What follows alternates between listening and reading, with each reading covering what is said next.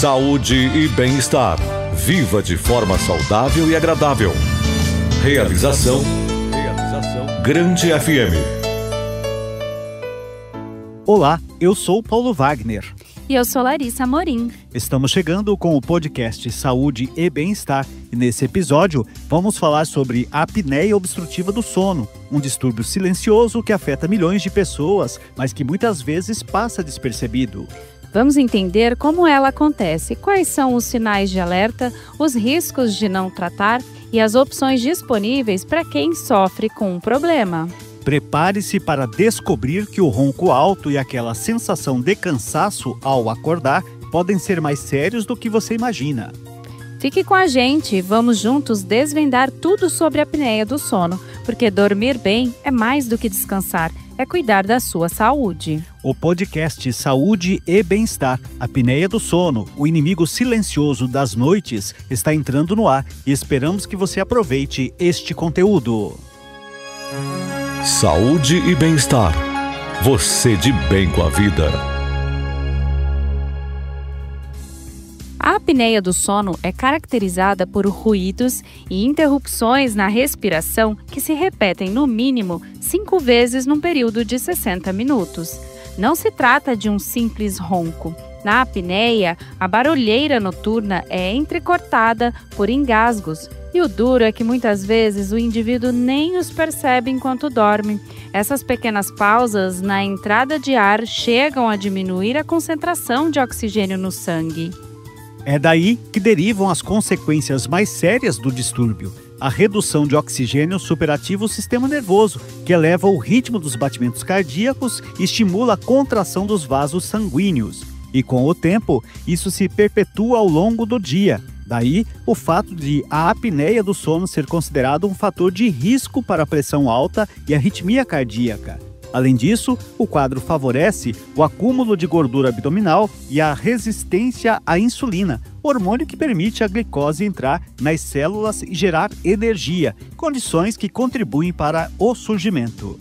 A apneia obstrutiva do sono é a versão mais comum da doença. Nesses casos, o ar para de fluir para as vias aéreas em função de um bloqueio temporário causado pelo relaxamento dos músculos da garganta. Em crianças, o problema pode estar relacionado ao aumento das adenoides, glândulas localizadas no nariz, ou das amígdalas, estruturas que ficam na entrada da faringe. A apneia central do sono, por sua vez, é um tipo mais raro, ocasionado por uma alteração na região do cérebro que controla a respiração. Como o excesso de peso é um dos principais desencadeadores da apneia, um estilo de vida saudável com alimentação equilibrada e exercício físico é essencial para se ver livre do problema. Para entender melhor sobre esse tema, nós conversamos com o Dr. Francisco Nascimento, cirurgião odontológico na cidade de Dourados, no Mato Grosso do Sul, que iniciou trazendo dados importantes sobre o alto número de pessoas com essa síndrome e deu mais detalhes importantes sobre a apneia obstrutiva do sono. Vamos conferir. E olha, eu vou começar com estatística. Sim. Tá? O Brasil é o terceiro país no mundo com o maior número de apneicos, tá? Hoje nós somos aí, nós não porque eu não tenho, então não vou me incluir, mas são 49 milhões de apneicos no Brasil, tá? 33% aí mais ou menos da população que tem alguma comorbidade, não da população Sim. total, tá? E realmente, como você falou, é mais comum do que a gente imagina. E as pessoas às vezes não entendem o que é. Até quando se fala apneia, a pessoa fala, o que é isso, apneia? O que seria? Seria uma parada durante o seu sono, você para a sua respiração por um determinado período, não é isso? Isso. Vamos destrinchar aqui um pouquinho. A apneia é a parada respiratória durante o sono, tá? Então, quando a pessoa tem essa parada por pelo menos 10 segundos, Sim. Tá? A pessoa parou de respirar por 10 segundos, a gente classifica como uma apneia. Então, a apneia obstrutiva do sono, né? Na verdade, síndrome da apneia obstrutiva do sono, a SAOS, porque ela vai gerar vários outros sintomas, por isso é sindrômico. E o paciente, ele tem que ter essa parada de pelo menos 10 segundos. Menos que isso, a gente já classifica como uma hipopneia. Sim, sim. Que no caso é o meu caso, né? Que eu já passei por essa situação, a gente está falando sobre essa situação. Exatamente. E aí, doutor, o senhor falou, por ser síndrome, tem vários sintomas e por isso são chamados de SALS e tudo mais. E um deles está relacionado ao ronco, né? E como a gente pode diferenciar, aquilo que a gente pode dizer que não é tão comum, mas o que seria um ronco comum numa possível apneia? Tá, vamos explicar o seguinte. A cronologia do problema começa com ronco, tá? Então a gente começa com episódios de ronco, esses roncos vão sendo mais frequentes, vão aumentando até chegar na hipopneia e na apneia. O que é o ronco? Tá? Vamos pensar que aqui na parte da garganta, nessa regiãozinha aqui, nós temos a orofaringe, traqueia, laringe, todas as vias aéreas superiores. Certo. É como se fosse um caninho aqui, só que não é rígido, ele é coberto por músculos. Na frente nós temos a língua, tá? Temos a musculatura toda em volta aqui. E quando essa musculatura começa a afrouxar, tá? A passagem de ar faz com que ela vibre. Certo. Quando ela começa a vibrar e produzir um som, nós temos o ronco, tá? Quando esse afrouxamento se torna maior, a língua que fica mais para frente posiciona para trás e começa a fechar essa passagem de ar. O fechamento parcial ou por pouco tempo é chamado de hipopneia. Esse fechamento total, travou mesmo, não está passando mais ar, é a apneia. E esse fechamento ele acontece aí por um período bem considerável. Sim. Né? Então começa com ronco, as vibrações, e aí com o afrouxamento começa a fechar mesmo. Sim. E a pessoa para de respirar. E aí quais são os principais riscos? Porque a gente está falando, o senhor falou agora há pouco de uma apneia a partir de 10 segundos de paralisação sem respiração, ou seja, coloca a pessoa numa situação num alto grau de risco, principalmente se ela tiver outras comorbidades, por exemplo. Sim, né? Imagina só, a gente acordado em vigília 10 segundos sem respirar. A gente até aguenta bem, certo? Mas não é confortável. Imagina você deitado, dormindo, inconsciente, sem respirar por 10 segundos. Aí você volta a respirar, daqui a pouco você para de novo. Sim. E aí você volta, daqui a pouco para de novo, volta. Então, cada vez que a pessoa para de respirar, ela vai ter alguns desencadeamentos fisiológicos que são importantes. Por exemplo, com a parada da respiração, a taxa de oxigênio no sangue cai. Tá? Então nós vamos começar a ter dessaturação de oxigênio. Com a dessaturação de oxigênio, nós começamos a ter outros sintomas. O organismo entende, bom, está faltando oxigênio no sangue, a gente precisa melhorar isso. O coração começa a bombear mais rápido, a gente já começa a ter um aumento de frequência cardíaca, uma taquicardia, certo? Com esse aumento de frequência cardíaca, nós começamos a ter um aumento da nossa hipertensão. O sangue vai ser bombeado com mais força, vai ter hipertensão arterial, certo? E daí a gente vai desencadeando outras coisas, mas os primeiros sintomas são esses. A apneia do sono é um grave problema de saúde pública e os dados de prevalência desta doença são alarmantes. Um estudo na cidade de São Paulo mostra que 26% dos motoristas de caminhão tinham alto risco de ter apneia do sono e a maioria admitiu que já tinha cochilado no volante. Outro estudo, também na cidade de São Paulo, mostra que 32,8% da população geral tinha apneia do sono. Em populações de risco para a apneia do sono, tais como populações de obesos e de hipertensão arterial, a prevalência de apneia do sono pode ser ainda maior. Portanto, a apneia do sono é uma doença muito frequente, embora uma grande parte dos indivíduos que a possuem permanecem sem o diagnóstico. O conhecimento dos sintomas da doença facilita o reconhecimento da mesma e a procura para diagnóstico e tratamento. Os sinais e sintomas mais comuns da apneia do sono são roncos, apneias testemunhadas e sonolência excessiva diurna. Nos indivíduos com doenças do coração e hipertensão arterial, a busca ativa dos sintomas deve ser realizada. Na conversa com o Paulo Wagner, o Dr. Francisco fala um pouco dos fatores de risco que podem levar ao desenvolvimento da apneia do sono. Vamos ouvir do profissional como nosso modo de vida influencia para o agravamento desta patologia. Pois é, ninguém nasce com a apneia, tá?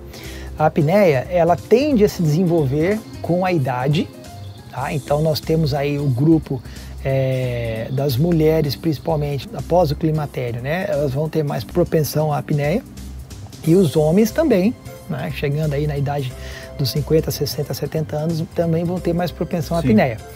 Pacientes com diabetes mellitus ou pacientes com hipertensão arterial sistêmica são mais propensos, tá? E obesos.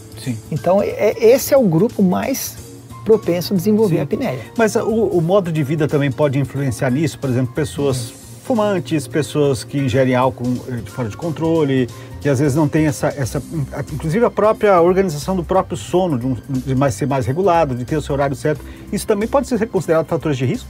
Sim, o álcool, ele altera toda a fase do sono, né? Todo o sistema ali, Então, o que acontece? A gente vai ter a pessoa que tem o hábito do etilismo, né? A pessoa que ingere álcool todos os dias, ela vai ter mais propensão também, por conta de frouxidão da musculatura e por alteração das fases do sono, né? Quando a pessoa ela tem alguns fatores associados, por exemplo, a pessoa já é obesa e tem ingestão de álcool frequente, vai ser um grande candidato à apneia. Né? O fumante também, por questões aí de alterações na mucosa, ela vai ter mais propensão também. Você falou em hábito de vida, né? A apneia, hoje, ela é estudada como uma doença do sono e existem laboratórios de estudo do sono no Brasil e no mundo. E o que estão percebendo? Que o modo de vida precisa ser avaliado.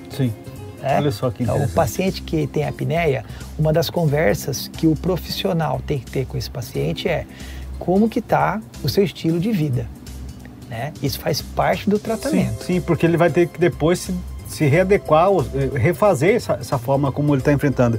E aí, ou seja, as pessoas, nós estamos conversando aqui, o senhor já deu algumas características, fatores de risco, alguns sintomas, a pessoa, digamos, está nos acompanhando, olha, me identifico com algumas dessas situações. E vai procurar o profissional.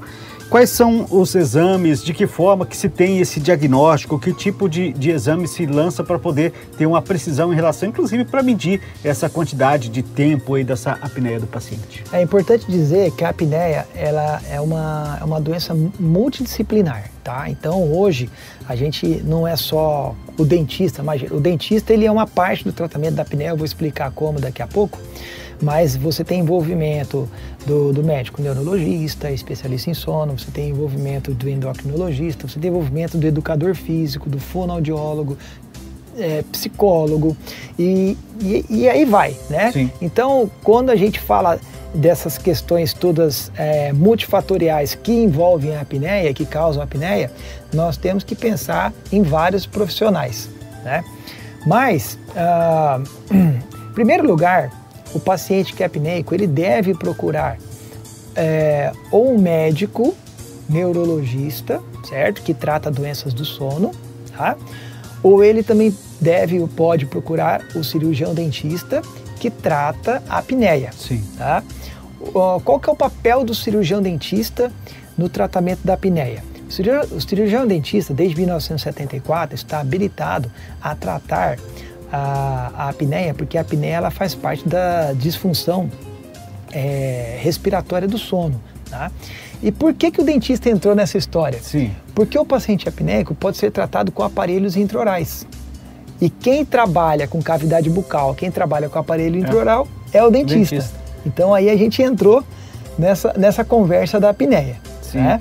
O objetivo do tratamento da apneia do sono é manter a abertura da garganta e, portanto, prevenir apneia, queda da oxigenação do sangue, aumento da pressão arterial e aumento da descarga de adrenalina, além de promover melhora na sonolência diurna e qualidade de vida. O tratamento da apneia do sono é selecionado com base em vários fatores, tais como IAH, definido pela polissonografia, grau de queda da oxigenação do sangue e presença de outras doenças associadas, especialmente as doenças do coração. As modificações de fatores de risco devem ser adotadas a todos os portadores da apneia do sono, embora não constituem, na maioria das vezes, a única modalidade de tratamento. Evitar o consumo de álcool e sedativos, perder peso, dormir em decúbito lateral, a posição barriga para cima aumenta a chance de apneia e com a cabeceira elevada. Essas podem ser a única modalidade de tratamento em casos de apneia leve.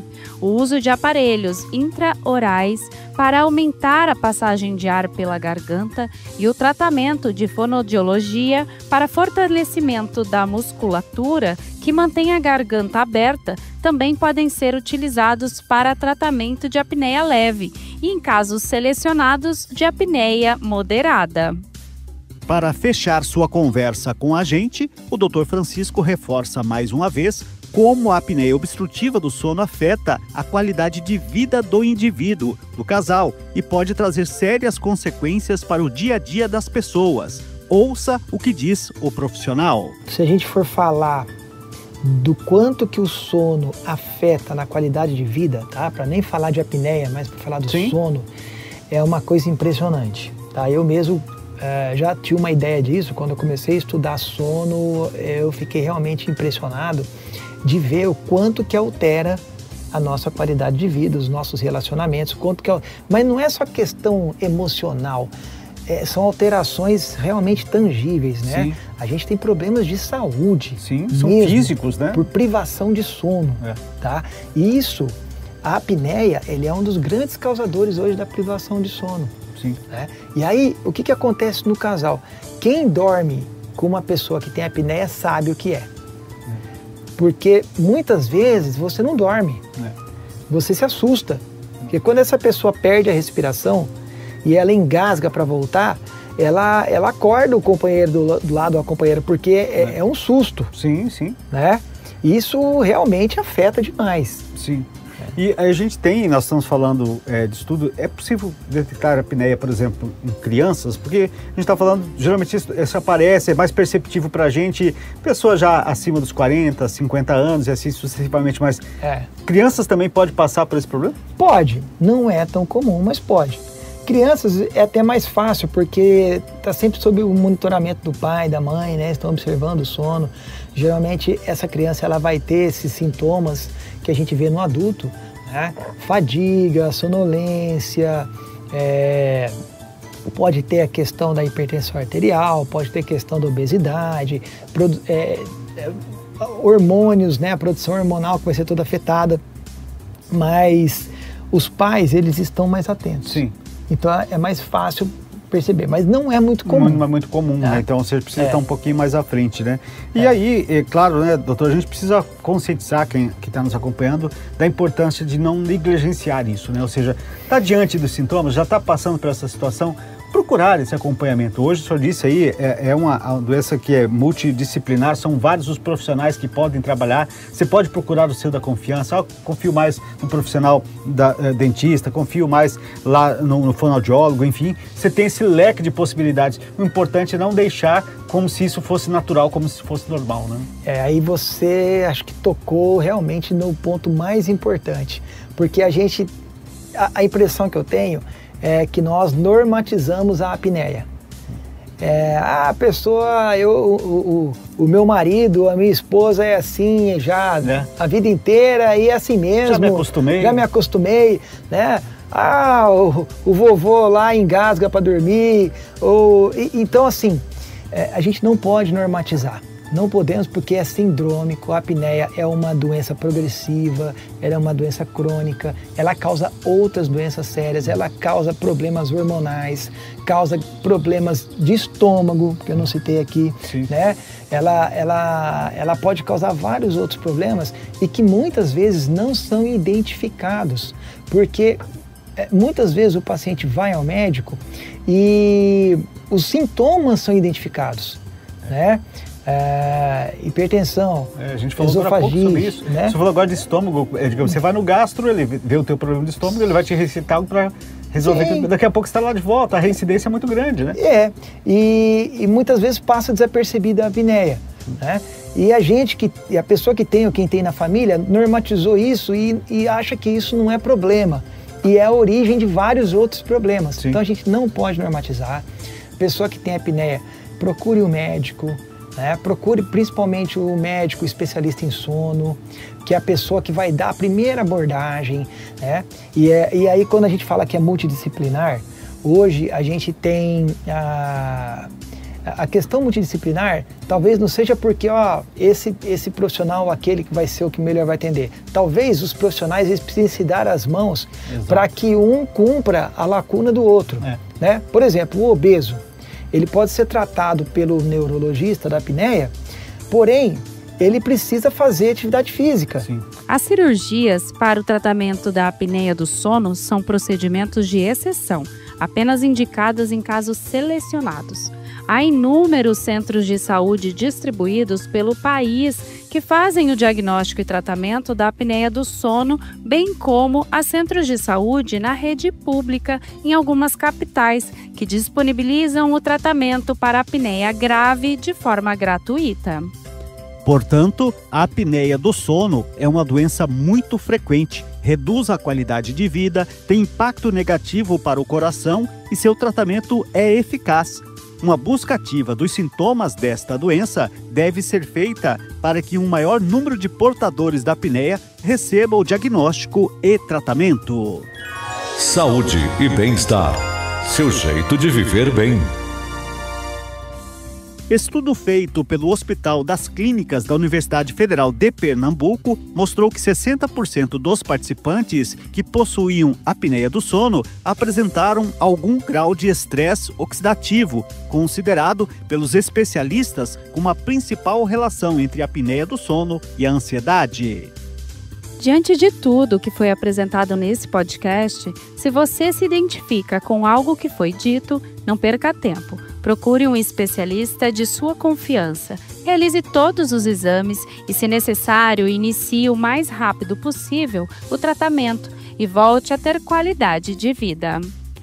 Este foi o podcast Saúde e Bem-Estar, disponível no grandefm.com.br ou na sua plataforma de áudio preferida. Siga nosso podcast nas redes sociais, assine nosso podcast, se inscreva em nossos canais e favorite nosso conteúdo. Assim você será notificado toda vez que tivermos novidades. Esperamos que você tenha gostado de nosso conteúdo e em breve novos episódios estarão à sua disposição. Você conferiu Saúde e Bem-Estar. Seu corpo e sua mente muito mais saudáveis. Uma realização da Grande FM.